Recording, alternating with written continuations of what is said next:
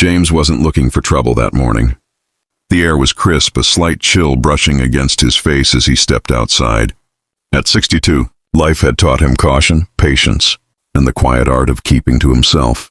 He leaned on his cane, adjusted his faded denim jacket, and started his slow walk to the corner store. Just a simple morning ritual.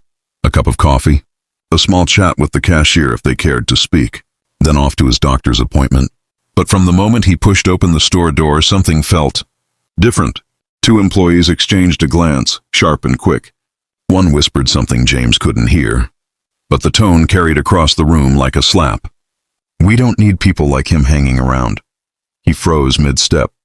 He'd heard that tone before, too many times. The room, once ordinary, now felt tense, almost electric. James didn't yet know that someone else was watching. Someone who held the power to turn this entire morning upside down. For decades, James had lived a quiet, measured life.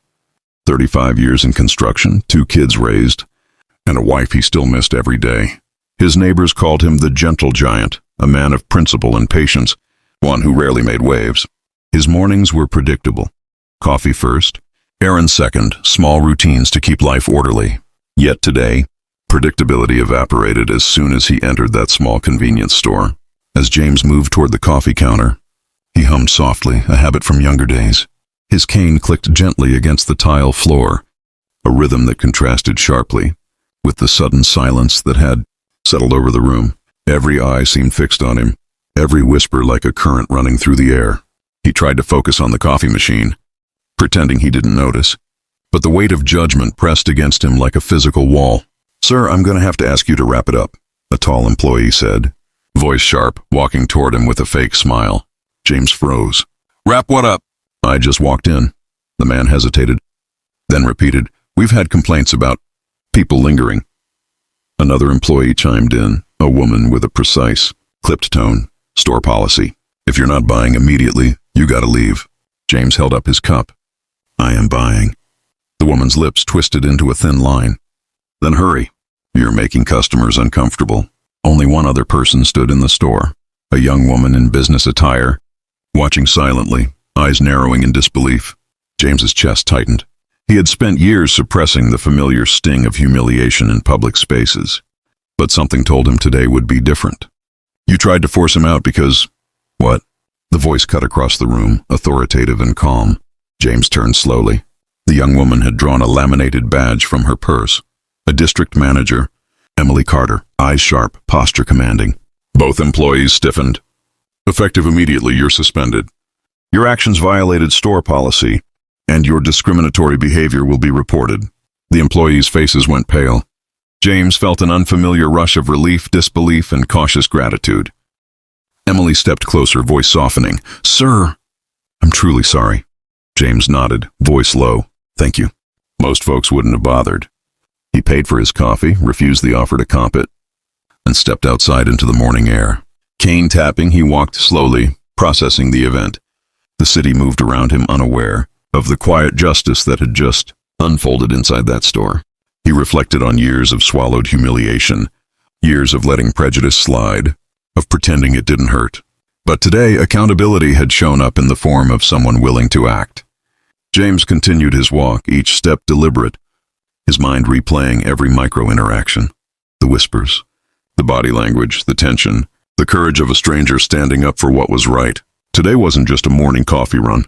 It was a statement, a rare, shining moment when justice intersected with everyday life.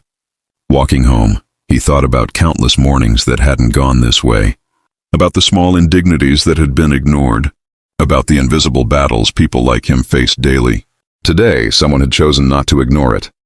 And for the first time in a long time, James felt truly seen, not just as a customer, not just as a man in a store, but as a human being deserving of dignity.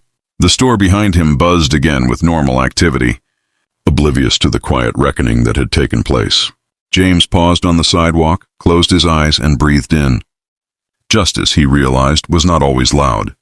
Sometimes it arrived quietly, in the right moment, through the courage of one person willing to confront what most refused to see. As he walked the familiar streets back home, James smiled softly. Life was far from perfect. Racism and prejudice were still realities, and countless mornings like today would continue.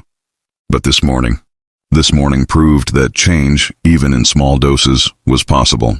And that was worth every step. Every slow, deliberate step. Back to the life he had worked so hard to live with dignity. In the end, James's story isn't just about a man buying coffee. It's about something much bigger, something every one of us needs to hear. Because what happened today reveals three powerful truths about the world we live in, and the world we should be trying to build. First, racism doesn't always show up loudly. It doesn't always come as slurs or open hatred. Sometimes it hides behind fake policies, forced smiles, cold stares, the kind of treatment that tells you, you don't belong here. And people like James carry these wounds quietly, not because they're weak, but because they're tired of fighting battles they never asked for. Second, silence is not neutral. When we see something wrong and choose to look away, we become part of the problem. Those two employees expected everyone to stay quiet, just like countless people do every day. But one person, just one, chose to step forward and say, no, not today. And that choice changed everything. Emily didn't save the world. She simply refused to accept injustice happening right in front of her. And sometimes that's all it takes. Third, dignity is a powerful form of strength. James didn't shout. He didn't curse. He didn't fight back with anger. He held on to his dignity. And that dignity exposed the ugliness around him far louder than any argument ever could. His calmness wasn't weakness. It was power. A kind of power the world forgets too often. And maybe that's the real lesson here. Racism doesn't break when we get louder. It breaks when we get braver. When we stand for each other. When we choose humanity over convenience. Every day, someone like James walks into a place hoping for nothing but simple respect. And every day, someone like Emily has the opportunity to defend that respect. To remind the world that fairness isn't optional, kindness isn't a favor, and dignity isn't up for debate. So if you ever witness something like this, don't wait for someone else to speak up. Be the person who steps in. Be the difference between humiliation and justice. Between silence and courage. Between what happened and what should happen. Because sometimes the world doesn't change in big courtrooms or through big speeches. Sometimes it changes quietly, inside a small store, on an ordinary morning, when one person decides to do what's right. And the truth is, we need more mornings like that.